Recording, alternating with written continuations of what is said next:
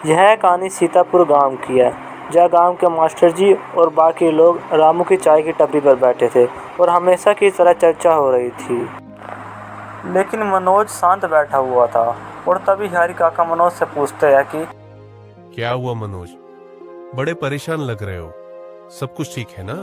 क्या बताऊं हरि काका, लगता है हमारे सीतापुर गांव को किसी की बुरी नजर लगी है। आप बिल्कुल सही कह रहे हो मनोज भाई। पिछले 3 महीने में गांव के 8 जवान लोगों की जान जा चुकी है। मुझे तो लगता है हमारे गांव पर किसी बुरी आत्मा का साया पड़ गया है।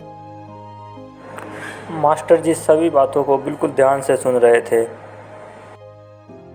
ये बहुत गंभीर समस्या है।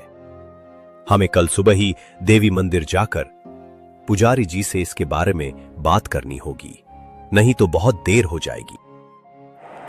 अगले दिन सभी लोग मंदिर की तरफ चल दिए। नमस्कार पुजारी जी। मुझे पता है तुम सब लोग यहां क्यों आए हो।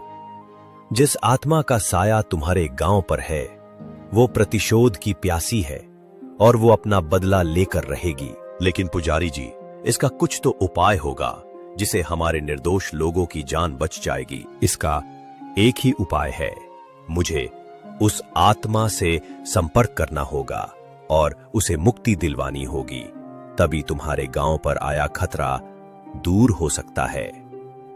आने वाली पूर्णिमा को मैं खुद सीतापुर गांव में आऊंगा। तब तक तुम सब लोग भगवान से प्रार्थना करो, सब कुछ अच्छा हो। पूर्णिमा की रात को बाबा सीतापुर गांव की तरफ निकल पड़ते हैं।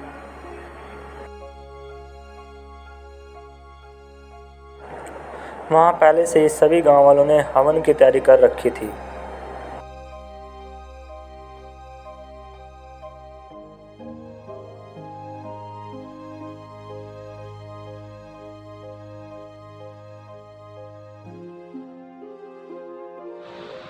पुजारी जी मां चामुंडा के मंत्र उच्चारण करने लगे।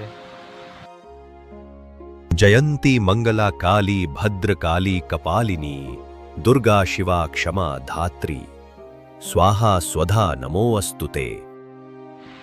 तभी वहां पर एक काली परछाई आकर घर की छत पर बैठ जाती है।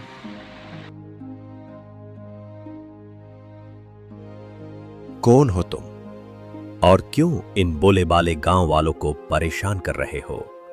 इन सब ने तुम्हारा क्या बिगाड़ा है?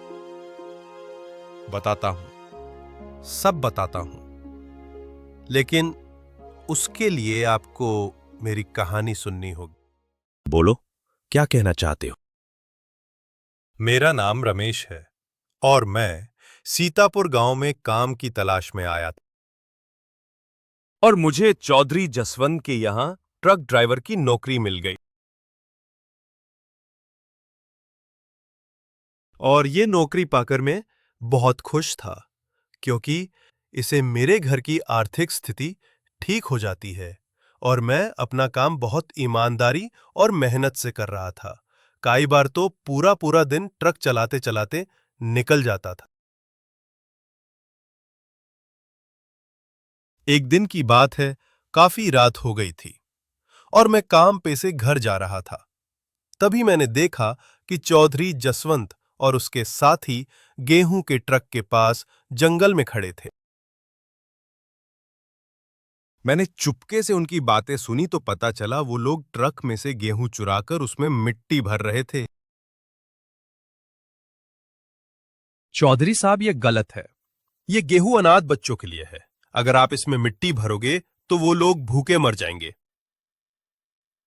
बच्चे मरते हैं तो उन्हें मरने दो, इससे मुझे लाखों का मुनाफा होगा। मैं आपको ऐसा नहीं करने दूंगा। मैं अभी पुलिस स्टेशन जाता।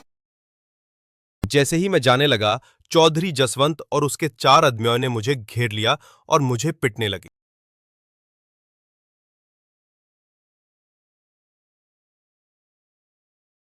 उन लोगों ने मुझे मार दिया और झाड़ियों में फेंक दिया। इसलिए मैंने उन सभी लोगों को मार दिया जिसने मुझे मारा था। बस अब चौधरी जसवंत बचा है और उसको भी मैं जल्दी ही मार दूंगा। कुछ दिनों बाद चौधरी जसवंत की अचानक मृत्यु हो जाती है।